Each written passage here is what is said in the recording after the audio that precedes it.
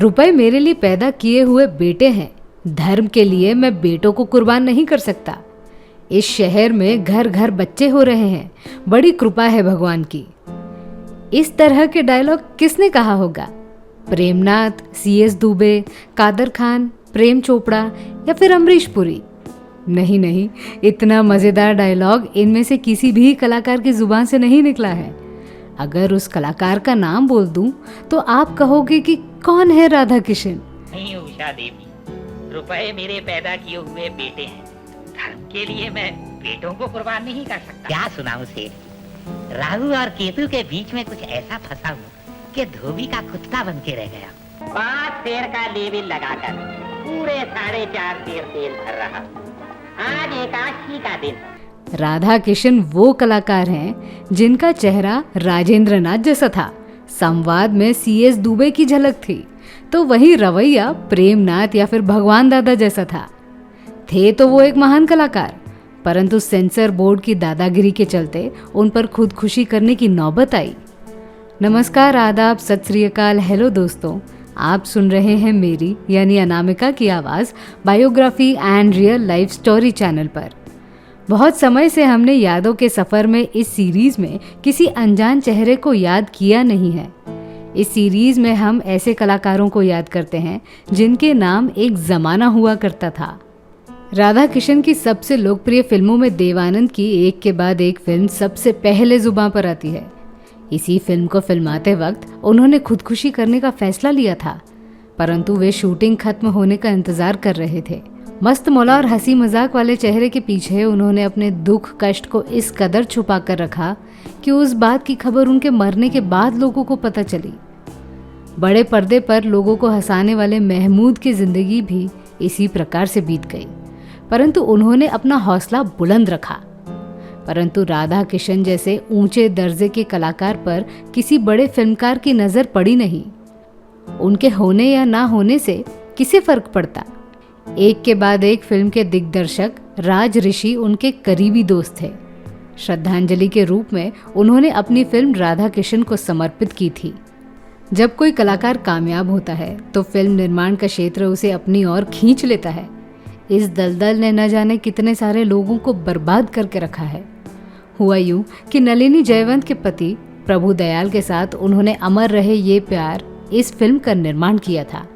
राजेंद्र कुमार और नंदा जैसे स्टार कलाकारों की चमक धमक से ये फिल्म रोशन हो जाती, परंतु सेंसर बोर्ड की दखलंदाजी के कारण वो फिल्म थिएटर तक पहुंच नहीं सकी। मामला कवि प्रदीप से जुड़ा हुआ था। कवि प्रदीप देशभक्ति वाले गीत लिखने के लिए मशहूर रहे हैं। अमर रहे ये प्यार इस फिल्म में उनके गीतों में कुछ इस तरह की लाइन है: डस लिया सारे देश को जहरी नागों ने, घर को लगा दी आग घर के चिरागों ने। गाना सुनने के बाद आपको भी पता चलेगा कि ये लाइन पूरी तरह से राजनेताओं की ओर इशारा कर रही है। और इस फिल्म में इस प्रकार के 3 गाने हैं: आज के इंसान को ये क्या हो गया, किसके सर इल्ज़ाम धरे हम, लाखों लोग चले हैं बिलखते, देखो ये घायल तकदीरें। इसमें कोई संदेह नहीं है कि सेंसर बोर्ड सीधे सीधे सरकार की इशारों पर चलता है। मनोज शुक्ला की कलम से निकले हुए आदि पुरुष के 2 कौड़ी के संवाद सेंसर बोर्ड आंख बंद करके पास कर देती है, परंतु अगर कोई सरकार के खिलाफ कुछ आलोचना कर देता है तो उसकी फिल्मों को सर्टिफिकेट नहीं दिया जाता। ठीक उसी प्रकार का वाकया राधा किशन के साथ हुआ। उनकी फिल्म इसी कारण की वजह से रुक गई। 1958 के साल में उन्होंने उस फिल्म का निर्माण किया था। उसके 2 साल बाद भी रिलीज ना होते देखकर राधा किशन ने खुदकुशी कर ली। दुख इस बात का भी है कि उनकी मौत के 1 साल बाद फिल्म रिलीज हुई और बॉक्स ऑफिस पर हिट भी हो गई। 18 मार्च 1960 को उन्होंने खुदकुशी की थी। उनके चले जाने के बाद ताराचंद बरजात्या ने राधा किशन के नाम बेस्ट कॉमेडियन अवार्ड जारी किया। 1964 में रिलीज होने वाली शराबी उनके मरणोत्तर आखिरी फिल्म साबित हुई। हमें आशा है कि इस वीडियो के बाद आप राधा किशन को उनकी फिल्मों में तुरंत ही ढूंढ लोगे। राधा किशन जितने अच्छे एक्टर थे उतने ही अच्छे लेखक भी थे। हरफन मौला कलाकार हर जगह अपनी काबिलियत का लोहा मनवाता है। आपको बता दूं कि राधा किशन का असली नाम राधा किशन मेहरा था। उनका जन्म 13 जून 1915 को दिल्ली में हुआ था। पढ़ाई लिखाई के बाद वे काम की तलाश में मुंबई आ गए। मुंबई में आकर वे मीडिया हाउस में काम करने लगे। वहां रहकर उन्हें फिल्म निर्माण के क्षेत्र में दिलचस्पी आने लगी।